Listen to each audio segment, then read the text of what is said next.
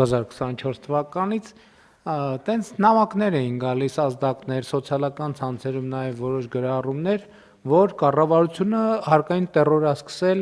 բանի բիզնեսի նկատմամբ, որին մեր արձագանքը եւ կառավարության նիստում էլ այդ առիթով խոսելու այդ մասին խոսելու առիթ ունեցել եմ, այն էր, որ մենք բնականաբար ոչ միայն տերոր անելու ցանկություն չունենք, այլև ընդհակառակը տնտեսությունը քաջալերելուն ուղղված միլիարդներ ենք ծախսում, տասնյակ միլիարդներ ենք ծախսում, ծրագրերը չասեմ, սկսած այսօր ընկերություն չկա, որ մեր աջակցությամբ մի հատ մեքենա գնաց չլինի, սարքավորում գնաց չլինի, արտոնյալ վարկ վերցրած չլինի եւ այլն եւ այսպես շարունակ, բայց մյուս կողմից մեր սկզբունքը շատ հստակ է, բիզնեսից մենք ակնկալում ենք հարկային պարտաճանաչություն եւ ակնկալում ենք, որ իրենց հարկերը վճարեն, բայց ոչ մի լումա ավել մենք չենք ակնկալում,